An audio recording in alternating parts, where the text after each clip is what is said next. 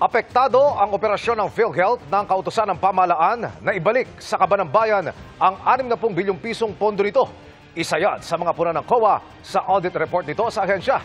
Sa audit naman ito sa Department of Health, napuna ang mga gamot at bakuna na nag-expire o pa-expire na. Ang sagot ng Health Department sa mga ito, sa pagtutok ni Maki Pulido. Hindi biro ang mahal na mga gamot sa panahong ito.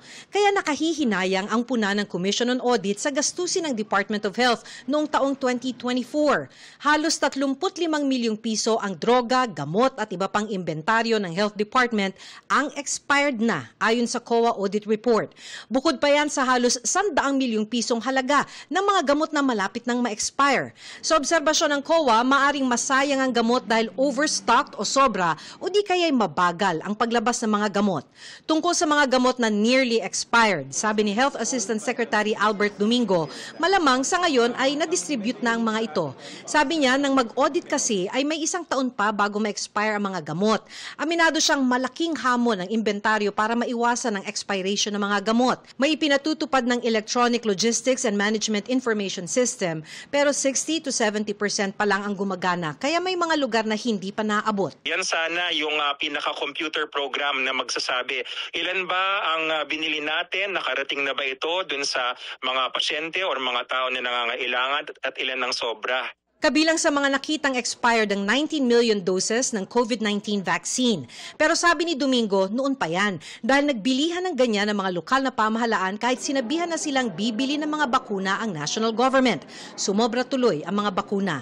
Nasama uli ito sa COA audit dahil hindi basta-basta ang disposal nito. Nung patapos na yung pandemic, ang daming gustong mag-donate kasi ayaw ma-expirean. Naglanding lahat sa DOH. Sa audit report, nagbabala rin ng COA na maaaring maapektuhan ang financial stability at operational efficiency ng 13 DOH hospitals.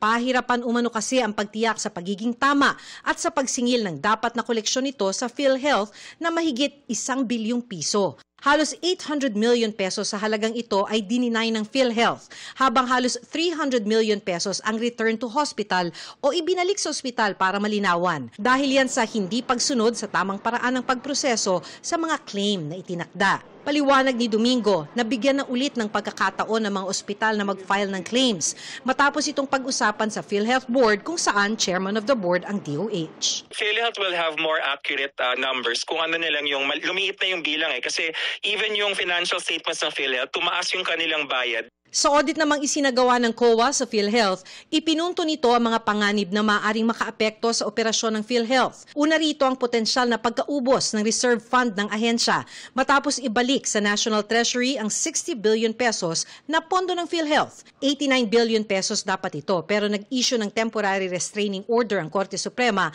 sa natitirang 29 billion. Ikalawa, kulang ayon sa COA ang subsidiya mula sa gobyerno para sa mga indirect contributors o mga senior citizens, PWD at indigent o mahihirap.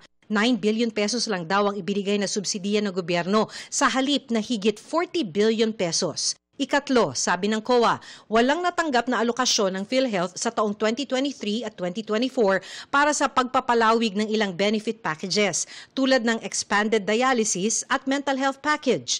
Sinusubukan pa naming kunan ng pahayagang PhilHealth pero dahil nasa PhilHealth Board ang DOH, alam daw ng DOH ang financial status nito. Giit ni Domingo, sapat ang reserbang pondo ng PhilHealth. Maliban dyan, para sa 2026 national budget, 113 billion pesos ang panukalang subsidiya na matatanggap ng PhilHealth. Malaki talaga yung reserba ng PhilHealth ngayon na sa katunayan sa buong mundo ang mga health insurance systems ng gobyerno hindi dapat malaki ang reserba. In fact, pag nabasa natin yung nakalagay sa UHC law natin saka sa PhilHealth law na rin, no more than 2 years operational expenditure. 2 taon lang dapat yung tinatago. Para sa GMA Integrated News, Maki Pulido, nakatutok 24 oras.